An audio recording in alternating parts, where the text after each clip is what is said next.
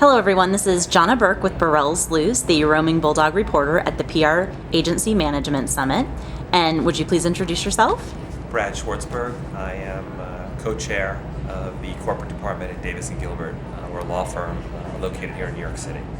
And I know that you all specialize in mergers and acquisitions, and you do a lot of work with PR agencies specifically. Can you kind of give us the 3 tips that our viewers might be interested in if they're considering or even thinking about selling their agency, some things that they need to do to be prepared? Sure. I think it's critical to go through the process and understand what's involved in preparing for sale, even if selling might be way off into the future. I really break it down into 2 categories. I know you said 3 tips, but it's really into 2 categories, and I'll speak more about this tomorrow in my breakout session. But it is broken down into personal preparation and corporate preparation. And from a personal standpoint, you need to ask yourself the question, really, why would I be interested in selling?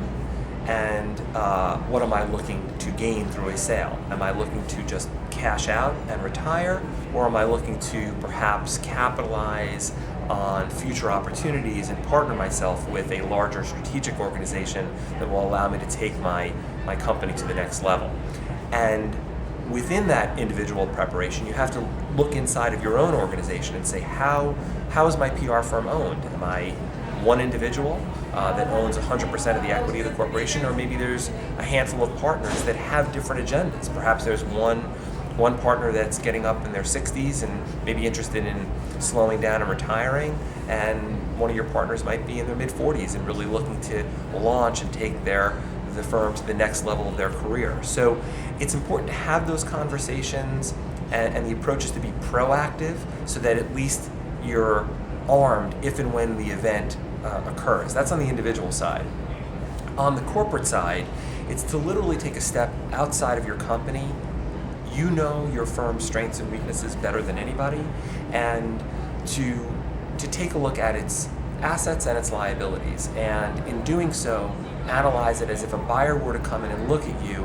What is going to attract the buyer, and what is going to make the buyer shy away? So there's an assortment of items that you need to take a look at when you're going through corporate preparation, such as well-organized books and records, preparing accurate financial statements in accordance with generally accepted accounting principles, analyzing your profitability, looking at your profit margins, a comparison of revenue to pre-tax profit, looking at top-line revenue growth, looking at your growth of profitability, client concentration, analyzing your staff. Buyers want to see you structured in a pyramid structure so that there's critical people up top, but it's a well-oiled machine down below.